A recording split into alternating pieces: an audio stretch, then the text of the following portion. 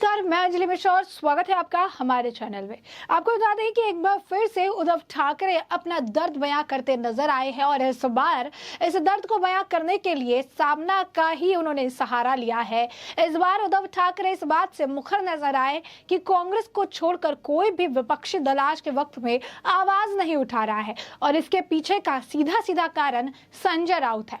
संजय राउत जिसे लेकर लगातार वो बयानबाजी कर रहे हैं, समर्थन कर रहे हैं, तारीफों के पुल बांध रहे हैं, कह रहे हैं कि लोगों ने फिल्मों में देखा कि झुकेगा नहीं, लेकिन संजय राउत असली शिव सैनिक है और उन्होंने दिखा दिया कि वो झुकेंगे नहीं।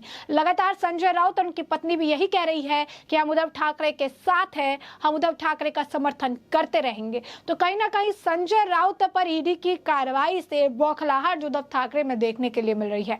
आज उनके पास ना सत्ता है और ना सत्ता से जुड़े हुए लोग हैं, क्योंकि सभी तो एकनाथ शिंदे के खेमे में चले गए हैं। ऐसे में संजय राउत को लेकर कोई आज के वक्त में बात नहीं करना चाह रहा है। शरद पवार और एनसीपी ने तो अपना पाला झाड़ लिया है। उन्हीं एनसीपी ने जिनके साथ आने के लिए, जिसके साथ जो है गठबंधन बनाने के लिए उन्होंने बीजेपी को धोखा दिया था, उन्होंने बीजेपी को छोड़कर एनसीपी को अपनाया था और वही एनसीपी आज के वक्त में संजय राउत को लेकर कोई बयान करते नजर नहीं आती है। इन शॉर्ट यूं कहिए कि संजय राउत के इस पूरे मामले से उन्होंने अपना पल्ला झाड़ लिया है और ये कहीं ना कहीं उनके लिए, उद्धव ठाकरे के लिए एक जो है दुखती रग पे हाथ रखने जैसा है, क्योंकि उद्धव ठाकरे को समझ आ रहा है कि संजय राउत जो कि पहले कहते थे कि मैं पवार का आदमी हूं, आज वही शरद पवार संजय राउत पर कुछ बोलने से बचते हैं, संजय राउत के मामले को लेकर टिप्पणी नहीं करते हैं, संजय राउत के लिए आवाज नहीं उठाते हैं कि यही शरद पवार कल को अगर उद्धव ठाकरे की गिरफ्तारी होती है, उद्धव ठाकरे इस ऐसे मसले में फंसते हैं तो ये उस वक्त भी किनारा कर लेंगे। तो उद्धव ठाकरे का जो डर है वो डर अब गुस्से में, फ्रस्ट्रेशन के उसमें जो है बाहर आ रहा है और इसे बाहर करने के लिए वो सामना का इस्तेमाल कर रहे हैं, बता रहे हैं कि किस तरीके से आज के वक्त में विपक्ष अपनी आवाज दबा कर बैठा है। बता दें अभी हाल ही फिलहाल में शिवसेना सांसद संजय राउत ने एक पत्र लिखकर सभी विपक्षी दलों के नेताओं को उनका समर्थन करने के लिए धन्यवाद दिया था। संजय राउत इस समय जो है मनी लॉन्ड्रिंग मामले में ईडी के हिरासत में है। संजय राउत ने कांग्रेस नेता मल्लिकार्जुन खड़गे समेत कांग्रेस, एनसीपी, टीएमसी और आप जैसी पार्टियों के नेताओं को पत्र लिखा और कहा था कि इस कठिन समय में जब केंद्र सरकार जांच एजेंसियों का उपयोग करके उनके खिलाफ दुर्भावनापूर्ण तरीके से कार्रवाई कर रही है, तब सभी पार्टियां और उनके नेताओं के साथ दिया, इसके लिए सभी का शुक्रिया। संजय राउत ने पत्र में यह भी लिखा कि बाला साहब ठाकरे ने उन्हें सिखाया था कि रोने की बजाय लड़ना ज्यादा बेहतर है। ऐसे कठिन समय में जिसने भी हमारे और हमारी पार्टी के पक्ष में संसद के अंदर और बाहर समर्थन दिखाया, सभी का संजय राउत ने शुक्रिया अदा किया। संजय राउत ने यह भी कहा कि सभी की दुआओं से वो जल्द जीत कर वापस आएंगे। गौरतलब है कि शिवसेना नेता संजय राउत के ईडी में पात्रा चौल जमीन घोटाले के मामले में गिरफ्तार किया और वो 8 अगस्त तक ईडी की कस्टडी में है। अब इसी बीच आप देख सकते हैं कि एक तरफ संजय राउत को लग रहा है कि उनके लिए सब लड़ रहे हैं, बाहर उनके लिए घमासान मचा हुआ है, लेकिन रियलिटी सिर्फ यही है कि जमीन पर कांग्रेस दिख रही है और कोई नहीं। तो पात्रा चौल घोटाले में फंसे शिवसेना सांसद संजय राउत जेल में है। ऐसे में अब पार्टी के मुखपत्र सामना के संपादक की जिम्मेदारी एक बार फिर खुद उद्धव ठाकरे अपने कंधे पर ले ली है। उद्धव पर अब सामना के मुख्य संपादक के तौर पर नियुक्त हो गए हैं। सामना की कमान संभालते ही उद्धव ठाकरे ने राजनीतिक दलों की बखिया उखेड़नी शुरू कर दी। सोमवार यानी आज को जारी हुए सामना के संपादकीय में शिवसेना ने एक तरफ कांग्रेस की तारीफ की तो वहीं दूसरी तरफ टीएमसी और एनसीपी सहित दूसरी प्रदेश पार्टियों को निशाना बनाया। सामना की संपादकीय में विपक्षी पार्टियों के सवाल पूछा गया कि क्या महंगाई, बेरोजगारी, जीएसटी और ईडी जैसी एजेंसियों के दुरुपयोग पर कांग्रेस के आंदोलन में दूसरी पार्टियां सड़क पर क्यों नहीं उतर रही है। सामना में आगे लिखा गया कि पुलिस ने राहुल गांधी के साथ धक्का मुक्की की। प्रियंका गांधी को तो पुलिस खींचते और घसीटते हुए ले गई थी।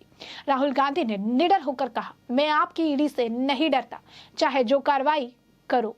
महाराष्ट्र में संजय राउत पर इसी तरह से बदले की कार्रवाई होते ही शिवसेना ने आक्रामक भूमिका निभाई, लेकिन विपक्ष के अन्य नेताओं की भूमिका संदिग्ध है। संपादिका में आगे लिखा गया कि यह लोकतंत्र और स्वतंत्रता के लिए चिंताजनक है।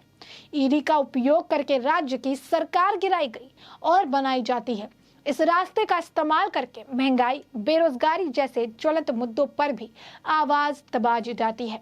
ये काले इतिहास में दर्ज होगा। ये आज दुम दबाने वालों को ध्यान रखना चाहिए। उद्धव ने पहली बार ममता बनर्जी को भी निशाने पर लिया। उद्धव ने कहा कि दिल्ली में कांग्रेस जब सड़क पर उतरी तो शायद पश्चिम बंगाल की मुख्यमंत्री ममता बनर्जी दिल्ली में थी और उनके राज्य का जीएसटी बकाया मिले इसका अनुरोध कर रही थी।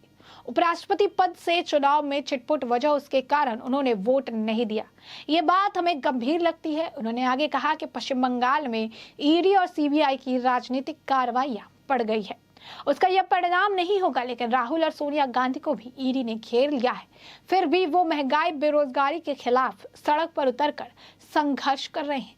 उद्धव ने नसीहत दी कि ऐसे समय में सभी मतभेद भुलाकर विपक्ष का एकजुट होना जरूरी है। विपक्ष के बखराव से ही बीजेपी की ताकत है। अन्य विरोधियों के लिए यह सबक लेना चाहिए। ईडी ने 31 जुलाई को संजय राउत के घर छापा मारा था। संजय राउत पर पीएमएलए एक्ट के तहत एफआईआर दर्ज की गई। ईडी की टीम ने संजय के घर पर सुबह 8 बजे दबिश दी थी। शाम तक सर्चिंग की गई।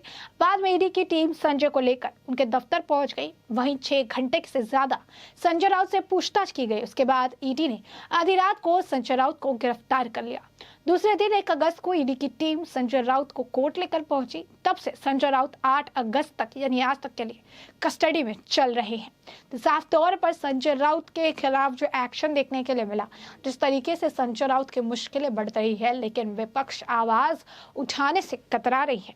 इसे लेकर उद्धव ठाकरे का जो दुख है, जो दर्द है, वो झलकता नजर आया, जो कि स्पष्ट तौर पर देखकर समझ आ रहा है।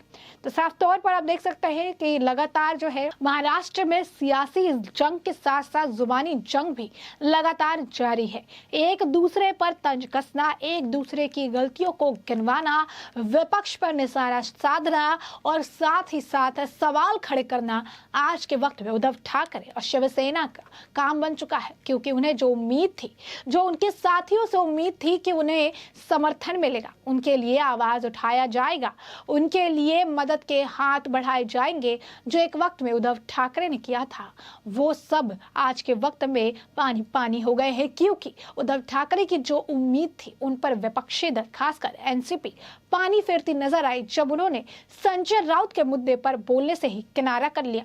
शरद पवार जैसे लोग, जिन्हें संजय राउत ये कहते थे कि पवार साहिब का मैं आदमी हूं, मैं तो पवार का आदमी हूं, वो आज के वक्त में शरद पवार संजय राउत को लेकर कुछ कहते नजर नहीं आए, उनसे किनारा करते नजर आए।